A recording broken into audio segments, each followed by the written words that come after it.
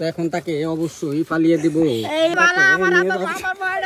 আসসালামু আলাইকুম গাইস, তো আমরা এখন আজকে একটি ব্লগ করতে যাচ্ছি।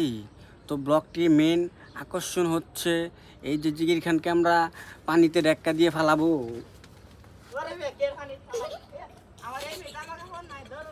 তো গাইস দেখতেই পাচ্ছেন জিকির খান পালিয়েছে, তো আমরা তাকে এখনই ধরবো। তো আপনারাই বলেন তাকে কি আমরা গাতার ভিতরে ফালাবো নাকি ফালাবো না? তো সে কিন্তু ওই দিন খুবই গুরুত্বপূর্ণ, খুবই জঘন্য রকম অপরাধ করেছে আমার সাথে। তো সে কিন্তু জোরাজোরি শুরু করছে এবং আমার পায়ে ধরেছে। তাকে কি করব আপনারাই বলেন।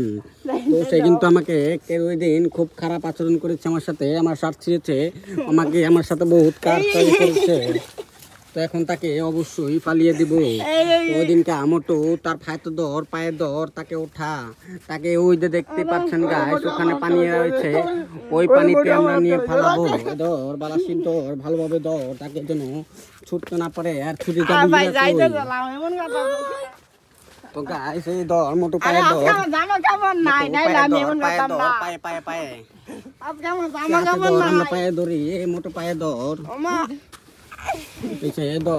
আমরা এখন যাই। এখন তাই দেখতে পাচ্ছেন আমরা এখন তাকে নিয়ে যাচ্ছি গাতার ভিতরে ফালিয়ে দিব, এই দিক দিয়ে নিয়ে যাতে ব্যথা না পায়। তো গাইস দেখতে পাচ্ছেন এই যে সামনে হচ্ছে পানি, তো এখানে আমরা আডিল দিয়ে ফেলিয়ে দিব। তো সে ওই দিন আমার সাথে কাহিনী করার কারণে নিয়ে যাচ্ছি। এই মোবাইলটা নেই তার পকেটে, মোবাইলটা লো, মোবাইলটা কোথায়? গাইস রাস্তাটা অফ করলাম গাইস, রাস্তার ব্রেকের দিলাম, আর কোনো রাস্তা নাই যাওয়ার গাইস। তো গাইস সে কিন্তু অলরেডি আমার হাত থেকে ছুটে গিয়েছে। তো গাইস এখান থেকে পালাবার রাস্তা নাই, সে কোথায় যাবে?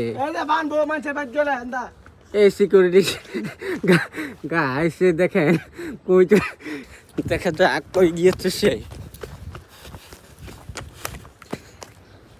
এই রাস্তা নাই। তো গাইস দেখতেই পাচ্ছেন সে পালানোর রাস্তা খুঁজছে। তাকে কি করব এখন? তো সে যাইতে পারবে না।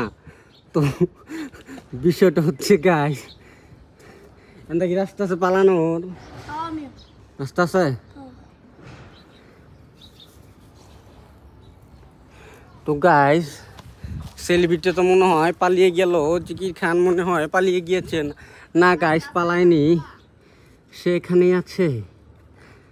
ও আয়া পর কিছু বলবো না, আয় ভরায় ভরায়। এই বেটা জামুগা চালু, আয় চালু চালু। না ফেলাইতাম না, জামুগা ফোন দিতেছে। তো গাইস আয় জামুগা, এ বেটা আয় জামুগা, ইটামি না এ বেটা। তো গাইস সে কিন্তু খুবই খুবই ভয় পাচ্ছে। তো তাকে যদি কোনোভাবে ভুলভাল বলিয়ে এখানে আনতে পারি তাহলে তাকে ফালিয়ে দিব। তো গাইস দেখতে পাচ্ছেন সে ওইখান দিয়েও যাইতে পারতেছে না, তো তার রাস্তা নেই যাওয়ার। আয় আয় যাবো গায়ে। তো গাইস দেখতে পাচ্ছেন তাকে বোকাবাজ দিয়ে আনতেছি, সে এখানে আসলেই আমার হাতে বেজে যাবে এবং তাকে ফালিয়ে দেব পানিতে। আর কিছু বলবো না, এখন আমরা চলে যাব গাইস।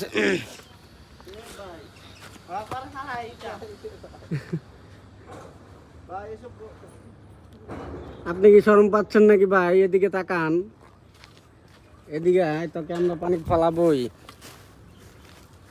আয় ফালাইতাম না, যামু গায়। এই যে ক্যামেরা বন্ধ করলাম, ক্যামেরা বন্ধ।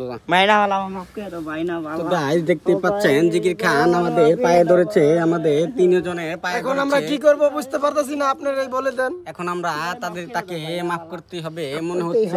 মাফ না করলে হয়তো আমাদেরকে এদিকে তাকা, এদিকে তাকা, আর করবি জীবনে। মোটু তুই আর মুতেছিস, মুতেলে কিন্তু তোর ওটা কেটে দিব ফেলিয়ে। তো বিষয়টা হচ্ছে গাছ, বিষয়টা আপনাদের বলি। তো ওই দিনকে আসে, আচ্ছা একটা মিনিট দ্বারা আমার কথাটা বলতে দে। তো বিষয়টা হচ্ছে গাইস, তাকে সে ওই দিন আমার শার্টটা ছিঁড়েছে এবং আমাকে ডিল দিয়ে আমাকে ঢেক্কা দিয়ে জঙ্গলের মাঝে ফেলেছে ভয়ানক জায়গায়। এই জন্যই তাকে, তার উপরে আমার অনেক জেদ ছিল। তো আজকে তাকে ভাগে পেয়েছি, সেই জন্য আজকে ধরেছি পানিতে ফেলার জন্য। তো বিষয়টা হচ্ছে সে কান্দাকাটি করছে, দেখতে পাচ্ছেন তার চোখে পানি। দেখি তো চোখটা দেখি, দেখেন চোখটা দেখা গাই, চোখটা দেখেন তার চোখের পানি। তো সেই জন্য আমার মায়া হচ্ছে। তো আপনারা কি বলেন, তাকে ছেড়ে দাও? তো গাইস, আজকের মতো তাকে ছেড়ে দিচ্ছি। আর জিন্দিগি তো কিন্তু এরকম করিস না, তাহলে কিন্তু মুক্তি চাও ক মাপ হাত জোর দাও, আর জীবনও হবে না, জীবন হইতো না। তো গাইস দেখতে পাচ্ছেন তার জবানবন্দি নিয়েছি। তো নেক্সট টাইম ভবিষ্যতে যদি এরকম কিছু করে, তাহলে তাকে কচুরির নিচে নিয়ে পুঁতে দেওয়া হবে নাকি ফেলে দেওয়া হবে, চুবানো হবে। একটা কথা ও বুঝতে লাগতো, বলো। আমি গেলাম তোমার মাঝে ডেলা মাত্তারি। তো দেখতে পাচ্ছেন তার গায়ে শিক্ষা হয়নি, তাকে আবার শিক্ষা দিতে হবে মনে হচ্ছে। ধরো গাইস, আচ্ছা কিছু বলবো না, চলে আস। তো আপনারা ভালো থাকবেন, সুস্থ থাকবেন, আমাদের জন্য দোয়া করবেন। আল্লাহ হাফেজ।